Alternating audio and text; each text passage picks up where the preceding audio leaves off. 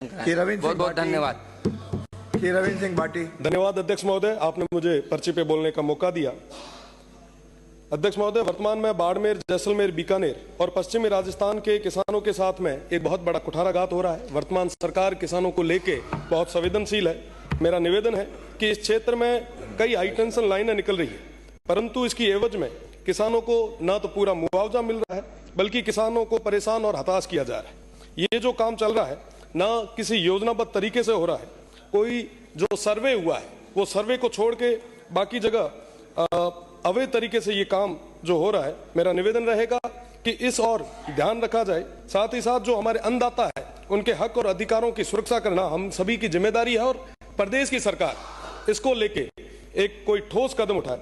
साथ ही साथ सरकार की जो गाइडलाइन है उसको किसी भी तरीके से अभी फॉलो नहीं किया जा रहा है, ये वाकई चिंता का विषय है। साथ ही साथ कंपनियों को जो जमीन चाहिए वो उनके लिए एक जमीन छोटा सा टुकड़ा होगा, पर किसी अन्नदाता के लिए वो उसका जीवन जीने का एक आधार है। इसके लिए किसानों को उनका पूरा हक और अधिकार पूरे तरीके से मिले। हमारे उस क्षेत्र में किसानों के पास भूमि बहुत कम है और कई सारे किसान ऐसे हैं जिनके पास 5 से 7 बीघा जमीन ही है। एक पोल की वजह से वो पूरी जमीन कहीं ना कहीं कवर हो जाती है, जिसके कारण वो खेती करने में भी असमर्थ है। हमारा निवेदन ये है कि आप लाइनें निकालें, पर कम से कम उस किसान को पूरे तरीके से मुआवजा दें। वर्तमान में जो सहमत नहीं होता मुआवजे से, उस पर पुलिस और प्रशासन द्वारा एक दबाव बनाया जा रहा है, धमकाने की आए दिन ऐसी घटनाएं सामने आती है। एक अन्नदाता को इस तरीके से परेशान करना ये ठीक नहीं है। मेरा निवेदन है जो हमारे अन्नदाता है वो बार बार कहीं ना कहीं दर दर की ठोकरें ना खाए, इसके लिए हमें मजबूती से उनकी बात को आगे तक रखना चाहिए। साथ ही साथ मेरा निवेदन रहेगा कि